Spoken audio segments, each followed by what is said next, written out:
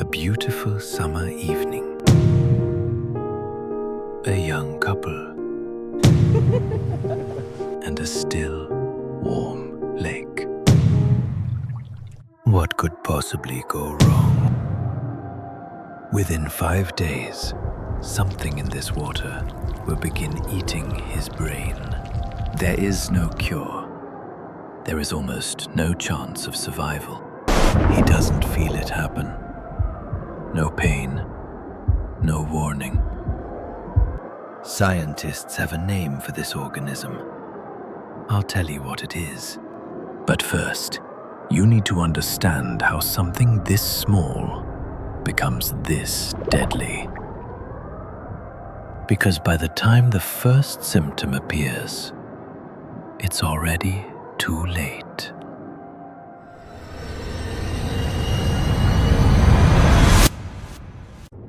This is the last good day of his life. He doesn't know that yet, and neither does she. A warm afternoon, still water. Nothing here looks like it could kill anyone. She only goes in up to her ankles. The water's colder than it looks. That one small thing is about to save her life. He doesn't think twice. People almost never do. One breath, one plunge. Warm water rushing in where it was never meant to go. And just like that, a door opens. Something slips through it, heading for the one place in his body with no defenses at all. For almost a week, he will feel completely fine. Then his own brain will start to disappear. He drives home as the light goes out of the sky. His hair is still wet.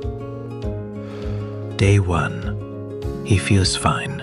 Honestly, better than fine. Day 2. Day 3, no fever, no pain, nothing at all. Everything about him says he is perfectly healthy.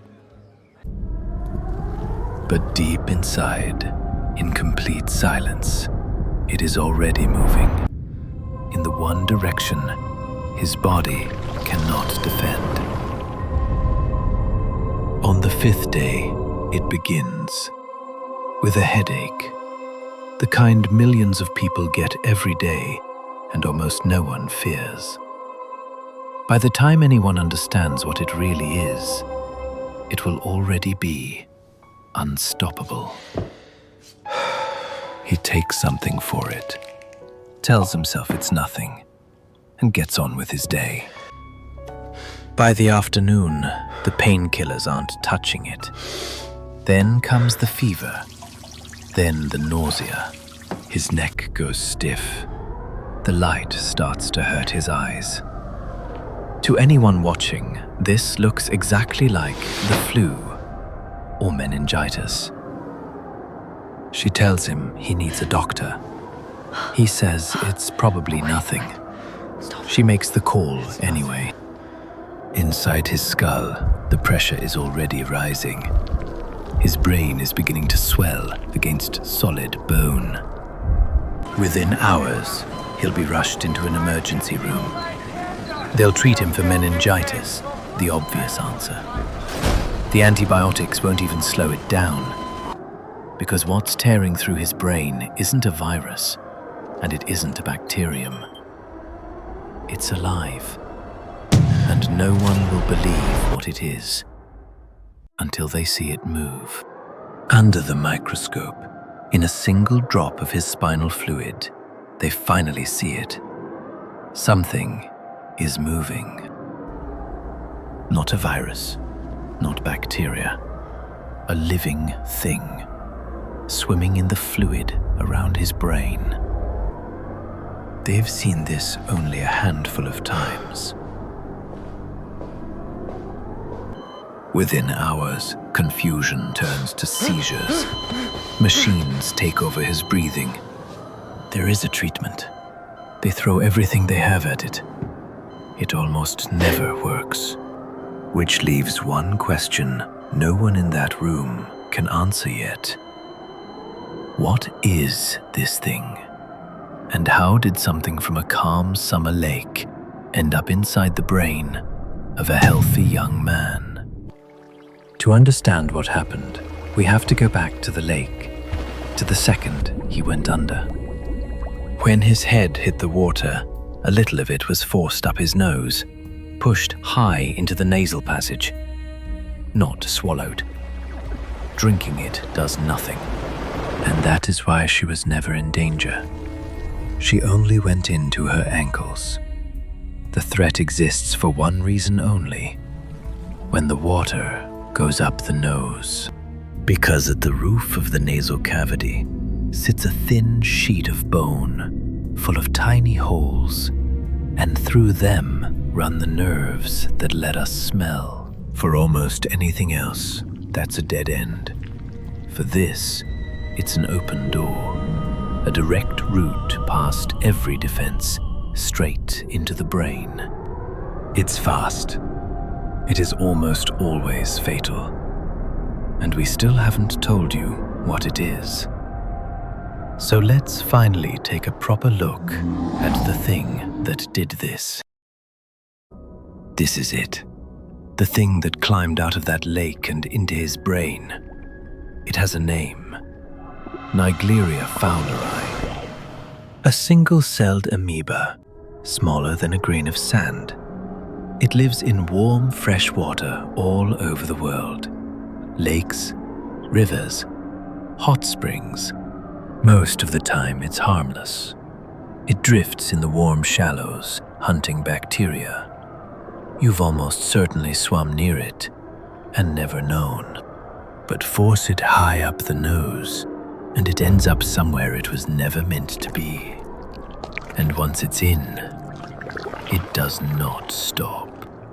What it does next is so fast and so complete that almost no one who gets this far survives. The question is, why? Why is this one so impossible to stop? To understand why it's so deadly, look at where it ends up. The brain is the one place your body barely defends, sealed off, with its guards locked outside.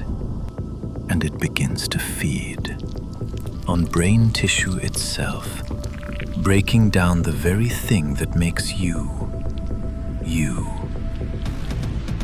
Your immune system finally fights back. But inside a sealed skull, that fight becomes the real killer. The brain swells with nowhere to go and crushes itself against bone.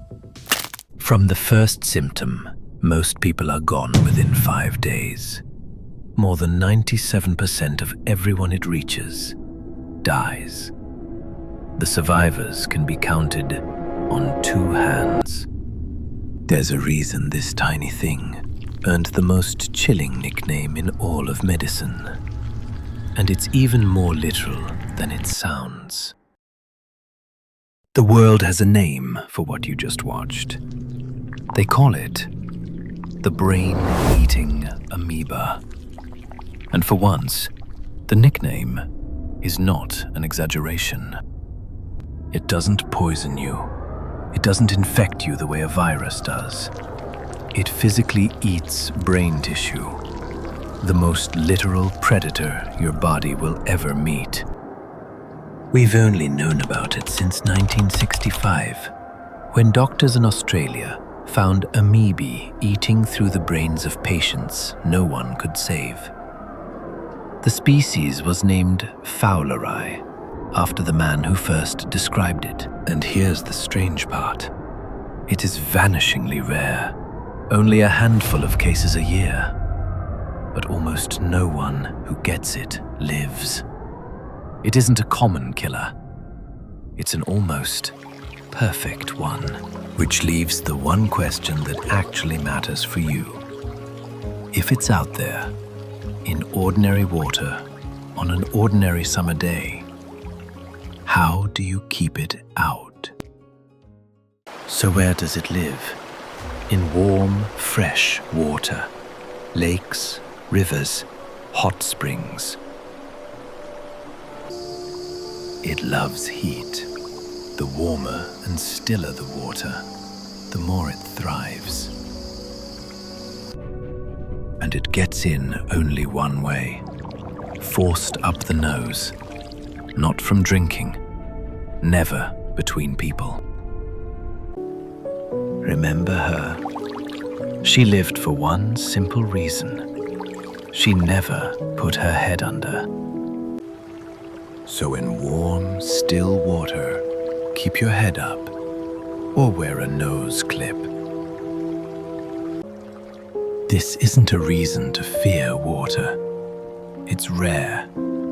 It just deserves respect.